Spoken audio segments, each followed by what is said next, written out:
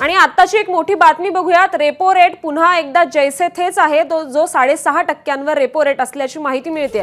मागील 3 वर्षात भारताचा विकास दर चांगला असल्याचा गव्हर्नरांनी दावा केलाय।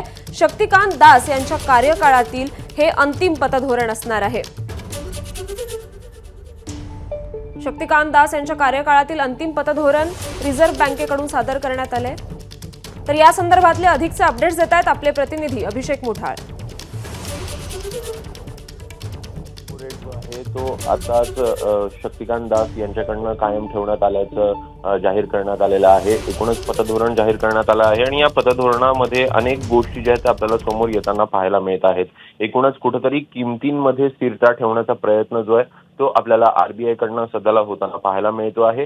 विकास दर हा कुठेतरी धीम्या गतीनं आपल्याला पुढे येताना दिसतो आहे। एकूणच जे आकडे आलेले होते ती विकास दर कुठेतरी आपल्याला त्याची वाढ जी आहे ती खुंटताना दिसते आणि त्यामुळे कुठेतरी जे अन्नधान्याची महागाई आहे, फूड इन्फ्लेशन आहे ते देखील वाढताना दिसत आहे आणि त्यामुळेच पुन्हा एकदा रेपो रेट जे आहे ते जैसे थे ठेवण्यात आल्याचं देखील आरबीआय गव्हर्नर शक्तिकांत दास यांच्याकडून सांगण्यात आलेलं आहे। दरम्यान येत्या काळामध्ये कशा प्रकारे हा महागाई दर असेल, हा कमी होईल आणि विकास दर कसा वाढेल याचे प्रयत्न देखील आरबीआय कडनं होतील असं देखील शक्तिकांत दास हे सांगताना दिसत आहे।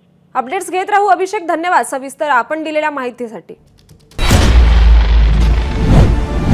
महानिकाला दिवशी सर्वाधिक पाहिलेलं चॅनल